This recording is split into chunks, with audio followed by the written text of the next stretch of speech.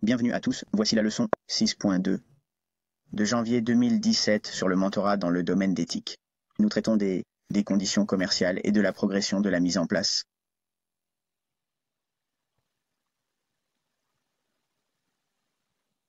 Aujourd'hui, nous allons décrire le mouvement de 1200 pipes que nous avons mentionné dans la leçon. Leçon numéro 5.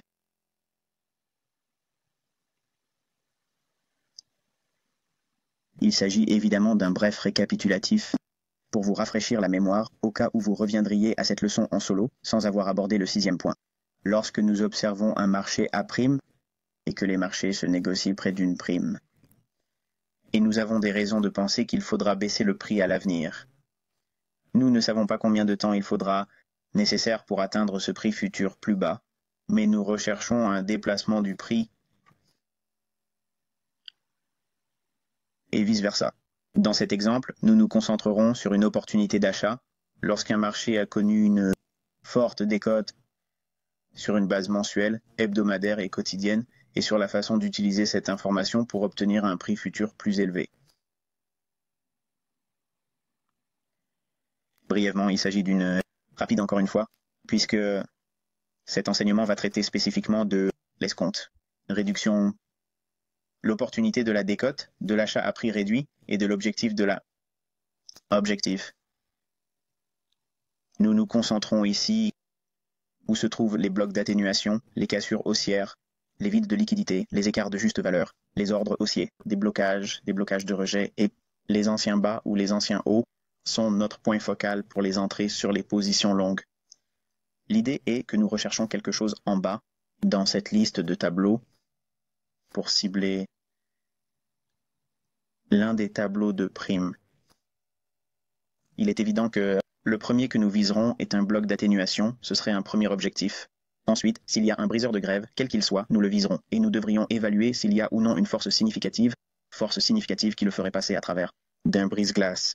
Nous en parlerons si nous en venons à notre exemple. Et puis, bien sûr, nous cherchons à combler toute fourchette, à combler en cas de manque de liquidité, et à rechercher des écarts de juste valeur dans la fourchette de prix du marché. Nous recherchons ensuite des écarts de juste valeur, des blocs d'ordre baissier, puis nous recherchons un bloc de rejet ou un ancien plus haut et un ancien plus bas historique. Nous recherchons donc des blocs d'ordre haussier, tableau de PD, à acheter dans l'espoir de le vendre à l'un des tableaux de primes mensuels.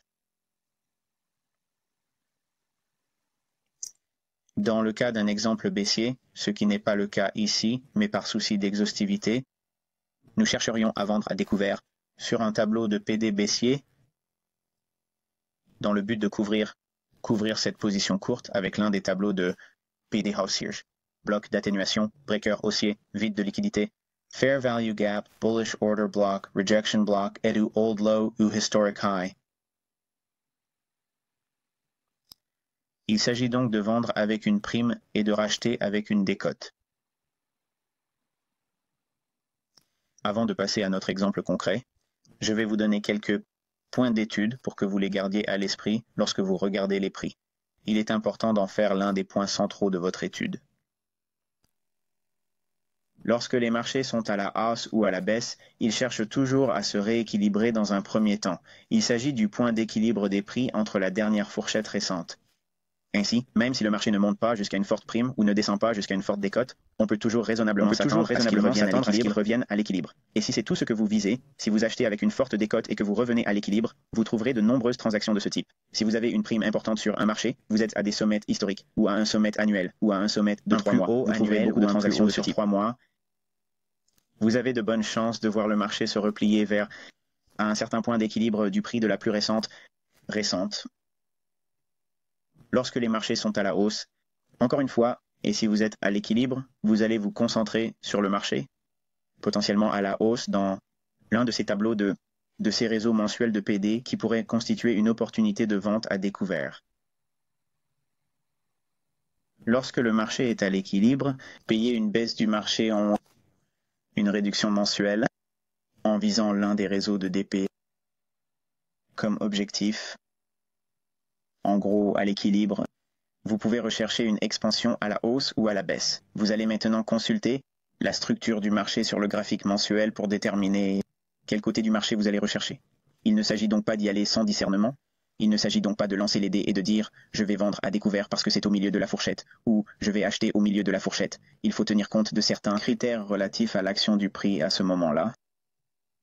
Vous savez, les fourchettes hebdomadaires, juste comme une approche ou une vue d'ensemble. Tous les tableaux de PD pour la prime et la décote sont les mêmes. Et il en va de même pour le graphique quotidien. Nous allons donc passer au graphique et examiner le prix au comptant du yen japonais. Prix au comptant du yen japonais.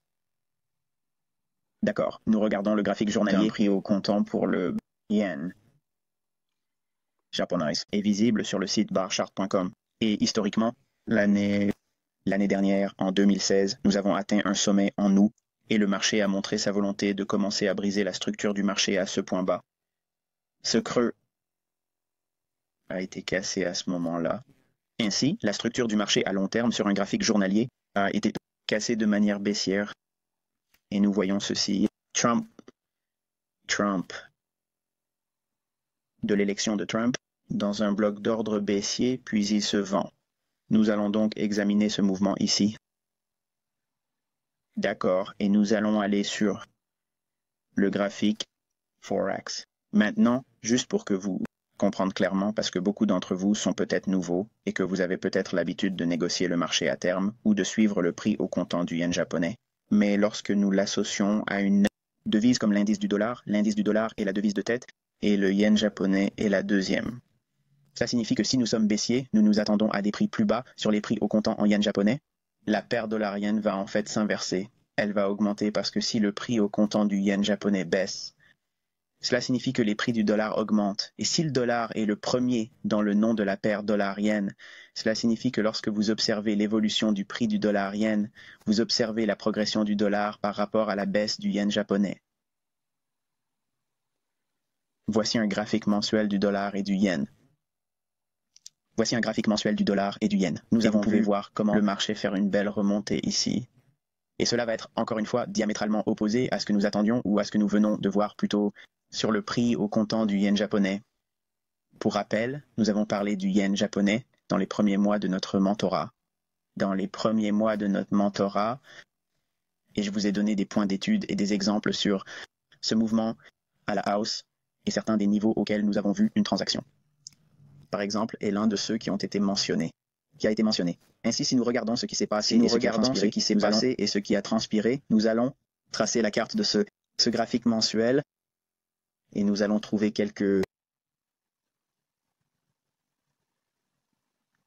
certains niveaux ici. Nous avons un sommet ici, ok, et je veux que vous jetiez un coup d'œil à ces bas égaux. D'accord. Les niveaux inférieurs égaux ici, nous allons nous attendre à ce qu'ils soient là, des stops de vente. Alors que le marché baissait l'année dernière, nous nous attendions à ce qu'il baisse jusqu'à ces niveaux. Qu'est-ce que c'est que ça? C'est deux bougies baissières. Il s'agit d'un bloc d'ordre haussier quand vous mélangez les deux corps ensemble, parce qu'il s'agit de deux bougies consécutives à la baisse. Ok, et cela vous donne votre point de prix d'équilibre ici. D'accord, nous allons l'enlever et l'arrondir au niveau complet de la... Nous disposons donc d'une gamme de produits. Nous avons un haut de gamme ou prime et un bas de gamme ou discount. Qu'est-ce qui fait de ce niveau un niveau de réduction? Le fait que le prix s'en est éloigné. Il pourrait s'agir également d'un niveau d'escompte. Il faut revenir à l'origine du mouvement. Nous avons vu un mouvement important qui a laissé un espace ouvert. Nous avons donc vu le dollar et le yen laisser un gap ouvert ici, où le prix n'est livré qu'à la hausse. Il n'y a pas eu de mouvement baissier pour contrecarrer ce mouvement haussier. C'est ce que nous avons vu ici. D'accord? Il est descendu et a clôturé dans cette petite fourchette. D'accord, donc le prix descend, atteint le grand chiffre 99. D'accord? Nous avons donc une fourchette définie ici. Il s'agit d'une prime au niveau mensuel. Il s'agit d'une réduction au niveau mensuel. Donc, à ce niveau ici, nous chercherions à voir un mouvement vers le bas. Ces mèches ici, les corps de ces bougies, nous l'avons vu ici. Cette bougie arrive à novembre. Il est passé sous les corps des bougies ici. Ce sera un bloc de rejet. Il a dégagé les corps des bougies sur le graphique mensuel, rejeté, l'a envoyé plus haut. Nous avons ici une fourchette.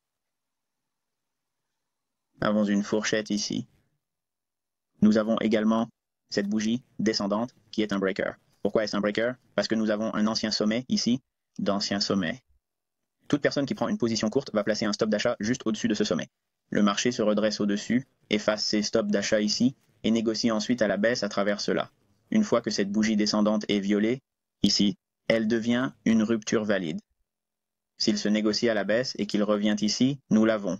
Milieu du corps de la bougie, étendu dans temps, cela vous donnerait un niveau à surveiller. Il s'agit en fait d'un niveau hebdomadaire. Nous le verrons très clairement lorsque nous descendrons dans la fourchette hebdomadaire. Mais nous avons aussi remarqué que nous avons un écart ici. Je ne vais pas ajouter tout ça sur ce graphique parce que ça le rendrait trop chargé. Mais nous avons un écart ici. Le prix n'a été livré à la baisse qu'entre le plus bas et le plus haut de cette bougie. Il a été livré ici sous la forme d'un écart, ce qui serait donc un objectif raisonnable à rechercher lorsque le prix est en hausse. Mais qu'est-ce qui justifie l'achat ici? Nous allons escompter sur une base mensuelle. Passons à l'hebdomadaire. D'accord, voici le même dollar yen, mais en format hebdomadaire. OK, vous pouvez voir ici que nous avons une bougie ascendante juste avant la baisse. OK, c'est un bloc d'ordre baissier, donc nous allons cartographier cette ouverture ici. OK, et la raison pour laquelle j'utilise l'ouverture sur cette bougie et non la mèche, c'est parce que il n'y a pas d'écart. La raison est que nous avons une mèche ici et que le marché s'est négocié à la baisse à travers cette bougie. Cela fait donc 2 fois que cette petite zone a été négociée et qu'elle a été bloquée par le sommet de cette bougie. Ainsi, toute cette petite zone ne serait pas considérée comme un écart ou un écart de juste valeur. Elle aurait été fermée parce que l'ordre très baissier, bloc d'ordre très baissier, a eu un mouvement vers le bas au départ, donc il a été 2 fois. Le prix remonte et ferme à l'ouverture. Nous avons donc également un écart de juste valeur, de sorte que nous avons également un écart de juste valeur entre le niveau le plus bas et le niveau le plus élevé de cette bougie. Ce serait également un objectif à atteindre. Mais je voudrais que vous regardiez le graphique hebdomadaire. Nous sommes profondément dans une décote, sur la fourchette, et le prix montre une volonté de se redresser et redescend dans la bougie baissière juste avant le mouvement haussier. Il s'agit d'un bloc d'ordre haussier. Vous pourriez être un acheteur ici, mais nous nous concentrons sur ce mois de novembre. Long, c'est ce mouvement qui est en train de se produire.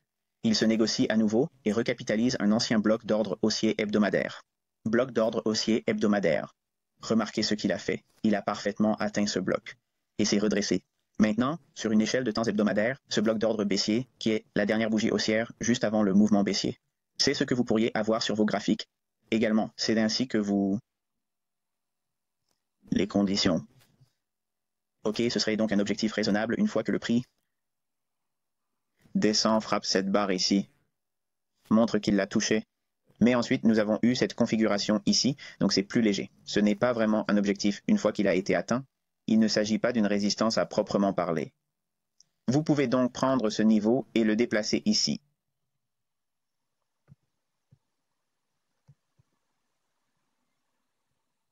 Ce serait un objectif raisonnable à la hausse, en clôturant dans cette fourchette. Mais regardez maintenant les corps ici. Vous voyez, des poignées de corps égales. Au-dessus, nous nous attendons à voir un bloc de rejet. Le prix le traverse également.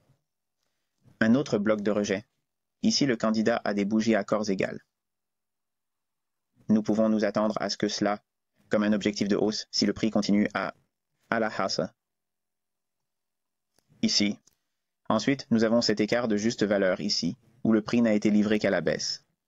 Il s'agirait d'un objectif ici. Vous pouvez le voir, que je ne vais pas déplacer cette ligne dans tous les sens, puis finalement jusqu'au bloc d'ordre baissier qui est la dernière bougie à la hausse avant le mouvement à la baisse. Nous avons donc une décote par rapport à la prime en utilisant les graphiques mensuels et hebdomadaires. Descendons maintenant dans un cadre temporel quotidien.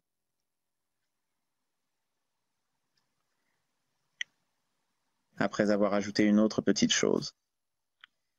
Nous avons également cette dernière bougie baissière juste avant l'achat. Donc juste ici, nous allons cartographier cela avec une couleur différente, de façon à ce que nous puissions voir la hiérarchie entre l'hebdomadaire et le quotidien. Utilisons une couleur différente, un peu plus sombre, peut-être un peu trop sombre pour certains de vos goûts personnels, mais nous allons y faire face, n'est-ce pas? Je vais passer à un graphique journalier. Vous pouvez voir ici que la zone la plus sombre est un graphique hebdomadaire, bloc d'ordre haussier. Il s'agit du bloc d'ordre hebdomadaire inférieur et du bloc d'ordre hebdomadaire supérieur. Le prix descend et touche ce bloc et en fait touche les deux. Cela vous donne un retour au bloc d'ordre hebdomadaire inférieur qui est haussier. Il y a donc deux transactions dans un bloc d'ordre supérieur sur le graphique hebdomadaire et le plus bas des deux blocs d'ordre des haussiers. Bloc d'ordre haussier. Le prix s'envole et traverse le bloc d'ordre. Ici même, lors de l'achat de novembre, nous commençons à voir la même chose sur le graphique journalier. Nous voyons un ancien sommet ici. Nous voyons un ancien sommet ici. Nous avons des sommets égaux ici. Nous avons des sommets relativement égaux ici aussi. Nous avons un écart de juste valeur ici. Ce haut et ce bas, ce qui aurait été le cas sur le graphique hebdomadaire, soit dit en passant. Et puis nous avons la dernière bougie ascendante juste ici. Ce plus bas se situe à un 18,55. Donc un 18,55. Vous pouvez donc voir comment les prix évoluent jusqu'au niveau premium. Ici, ce qui est important, c'est que si nous ne voyons pas de retracement pour revenir dans un bloc d'ordre haussier quotidien, si nous avons vu par exemple, disons que c'est comme ça, zoom avant, nous avons cette bougie baissière juste ici. Le prix s'en éloigne. Chaque fois que vous regardez dans une tendance haussière, vous voulez vous concentrer sur les bougies baissières parce que c'est là que les institutions vont acheter. Soit ils achètent au moment de la création de la bougie descendante, ce qui est généralement toujours le cas, et si le cours revient à la même bougie baissière à un moment ultérieur, ils achèteront davantage à ce moment-là. Nous avons 3 bougies consécutives à la baisse. Ici, juste ici, ici. Le bloc d'ordre commence réellement à l'ouverture de cette bougie, pas la dernière. Vous pouvez utiliser cette dernière si vous voulez être ultra serré sur vos stops. Vous allez vraiment utiliser l'ouverture de cette bougie parce que c'est la plus haute ouverture des 3 bougies consécutives. C'est donc cette bougie ici. L'ouverture est à 1,1328 et cette bougie, son ouverture était de 1,1326. Il n'y a donc que 2 pips en dessous. Et vous voyez, regardez le mouvement à partir de ce niveau. 1, 2, 3 fois vous auriez pu acheter et attraper ce dernier morceau. Il ne s'agit pas d'une position à long terme, mais c'est ce sur quoi vous vous concentrez pour voir plus de ce mouvement une fois que vous y avez déjà participé. Dans ce mouvement, chaque bougie baissée ici, ok, le prix se négocie ici et il redescend ici, juste là. À ce moment-là, en ajoutant le spread, vous pourriez probablement prendre une autre position, mais il est plus probable qu'il s'agisse également d'une position. Vous avez une bougie baissée, le prix se négocie à travers elle, revenir vers le bas dans cette bougie. Quel est le sommet? Cette bougie. Le plus haut est à 11h39 $. Le plus bas de cette bougie est à 11h36. C'est donc une opportunité pour vous d'entrer et d'obtenir de nouvelles positions longues. Donc, en ayant ces niveaux mensuels et hebdomadaires, cela vous donne un contexte sur ce qu'il faut viser sur un cadre de temps inférieur quotidiennement lorsque vous exécutez des transactions à long terme. Mais, plus important, je ne pourrais pas le montrer ici, mais si nous avions perdu, disons par exemple cette bougie ici, en d'autres termes, il s'est négocié en dessous, nous pourrions chercher un autre retour à ce bloc d'ordre ici comme point haut. Pas aussi bas, mais nous pourrions nous attendre à ce qu'il se négocie à nouveau ici, à ce qu'il se négocie un nouvel achat ici, et à ce qu'il donne lieu à un autre achat. Tout bloc d'ordre haussier ou tout rôle de soutien d'un PDRA sur un graphique quotidien, s'il est haussier mais qu'il ne parvient pas à vous donner un signal d'achat ou un prix de soutien, le prochain niveau auquel vous revenez est le graphique hebdomadaire. PD arrêt, donc vous allez chercher quelque chose de haussier pour soutenir le prix sur le graphique hebdomadaire. Si le PD arrêt du graphique hebdomadaire n'a pas de support et qu'il se brise, alors vous reviendrez au support mensuel. Donc, parce que vous négociez à partir de perspectives à long terme et de graphiques à plus long terme, les retracements peuvent passer parce que vous voyez sur le graphique journalier. Le journalier ne va pas soutenir un retracement mensuel, il ne va tout simplement pas le faire. Parfois, il va céder, il va se briser, il va revenir à ce que vous n'auriez pas vu autrement, à moins que vous ne regardiez un graphique mensuel. Donc, en ayant les tableaux mensuels, PD sur vos graphiques et en les recherchant également sur le graphique hebdomadaire et en ayant ces niveaux à la fois sur les graphiques mensuels et hebdomadaires sur votre graphique journalier. Mensuel et hebdomadaire sur votre graphique quotidien. Ils ne seront pas sur le graphique de la période exécutable, d'accord? Ce ne sera pas le cas. Mais vous devriez toujours avoir dans votre plateforme l'actif que vous négociez ou le marché que vous négociez. Vous devriez avoir ces niveaux mensuels hebdomadaires sur, même si vous êtes un day trader, car vous serez surpris du nombre de fois où cela a un impact important ou significatif, même dans le day trading ou le trading à court terme. En swing trading, vous en aurez certainement besoin, mais en trading de position, c'est absolument crucial. Vous en avez absolument besoin ici parce qu'il va encadrer les transactions que vous prenez et vous fournir une structure de soutien sous la forme d'une résistance de soutien ou d'un soutien naturel pour que le prix puisse trouver de nouvelles opportunités d'achat ou de vente, de nouveaux achats ou de nouvelles résistances pour trouver de nouvelles ventes.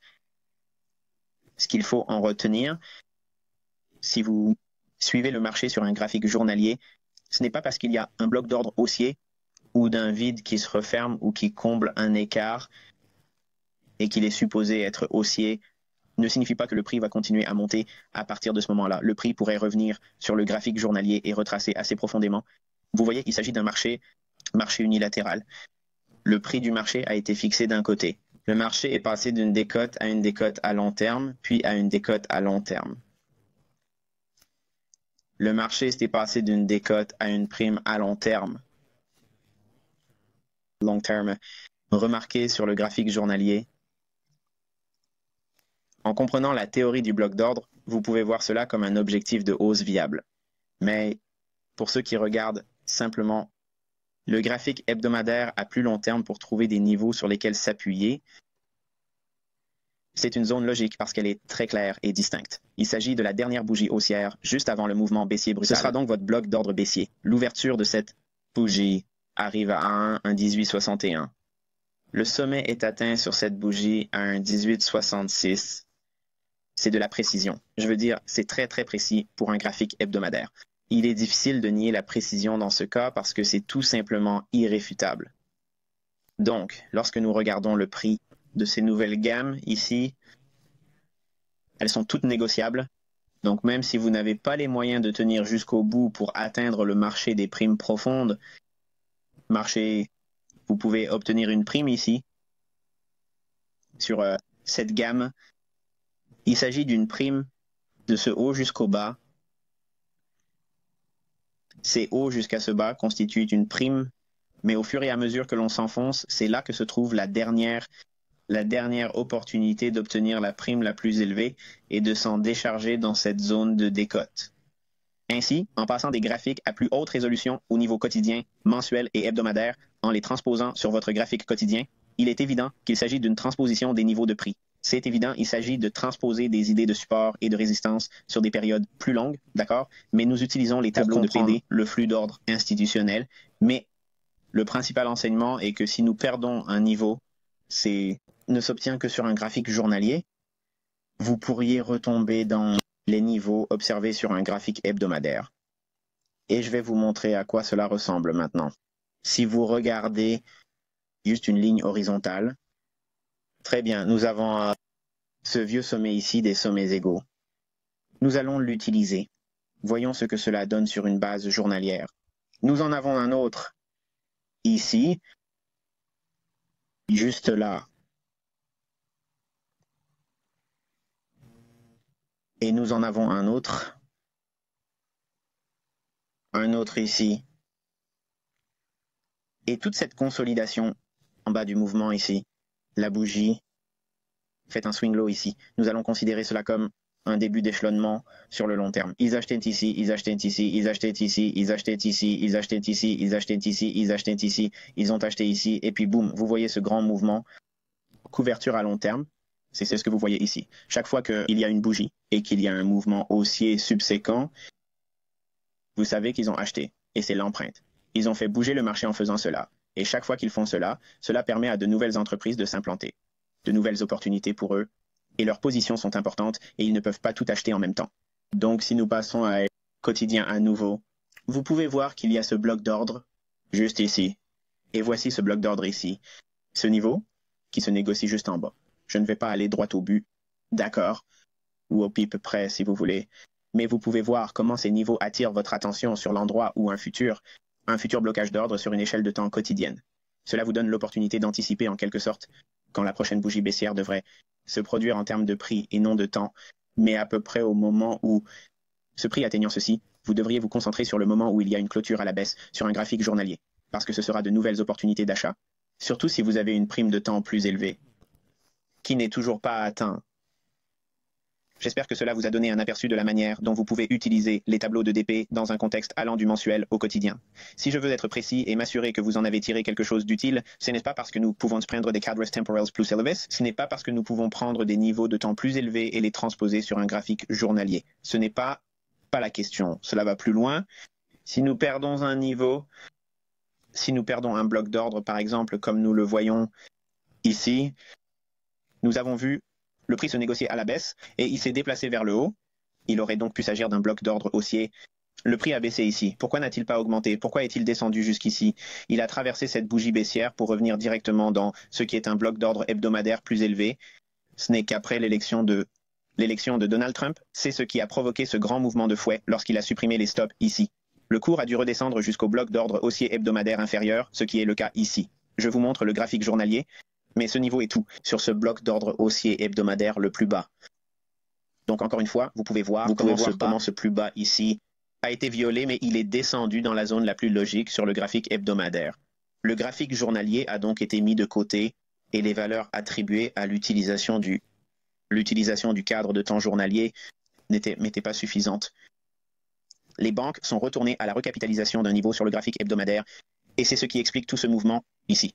Habituellement, lorsque vous voyez ces grandes ou baisses des prix et que vous observez sur un graphique journalier, ou si vous le voyez sur une échelle de temps inférieure, vous n'arrivez pas à comprendre ce qui se passe, passez rapidement à un graphique hebdomadaire et vous verrez ce qu'ils ont fait ou ce qu'ils cherchent à atteindre. Et bien souvent, ce que tout le monde craint, c'est de revenir en arrière d'y retourner s'ils ont été éliminés et qu'ils ont subi une perte, comme par exemple si vous avez acheté ici. Peut-être que vous avez acheté ce bas ici comme un vieux puits et que vous l'avez acheté quand la vente a cessé d'être épuisée. D'accord, c'est très bien. Acheté. Vous avez commencé à gagner de l'argent et tout d'un coup, ce boom vous a fait perdre de l'argent. Si vous regardez le graphique hebdomadaire, vous pouvez voir que tout cela n'était qu'un retour à ce bloc d'ordre hebdomadaire. Et s'il commençait à remonter jusqu'à ce niveau ici, vous pourriez être à nouveau acheteur parce que vous savez qu'ils sont descendus dans le bloc d'ordre hebdomadaire et qu'il n'y a pas lieu de s'inquiéter. Tout ce qu'ils ont fait, c'est recapitaliser un PDRA à plus long terme et c'est tout. Il s'agit d'un retour à un bloc d'ordre haussier sur une base hebdomadaire. Donc, si vous perdez un niveau sur une base journalière, ne vous inquiétez pas. Il vous suffit de consulter notre graphique hebdomadaire et vous verrez ce qu'ils cherchent à atteindre. Si vous ne le trouvez pas sur un graphique hebdomadaire, ce qui est probablement peu probable, mais si vous ne le trouvez pas, passez à un graphique mensuel et vous verrez probablement beaucoup plus clairement où ils essaient de pousser le prix. L'algorithme fonctionnera principalement sur un cadre de temps quotidien, mais si les niveaux sont déjà suffisamment travaillés et qu'ils ont déjà absorbé toute la liquidité potentielle parce qu'ils ont déjà été négociés à leur niveau, ils iront vers ce plus grand flottant ouvert et cela vous plongera généralement dans les fourchettes hebdomadaires. Ainsi, lorsque vous voyez le marché se déplacer vers les objectifs hebdomadaires ou les niveaux que nous identifions avec ces PDRA, vous pouvez vous attendre à ce que le marché se déplace vers les objectifs hebdomadaires. Vous saurez alors qu'il y aura probablement un mouvement de prix très important en raison du niveau hebdomadaire. Ces grands fonds, banques et institutions vont tous s'accrocher à ces niveaux parce qu'ils sont significatifs et qu'ils sont à long terme. Et ils sont prêts à faire de tels mouvements. Jusqu'à la prochaine fois, je vous souhaite bonne chance et de bonnes transactions.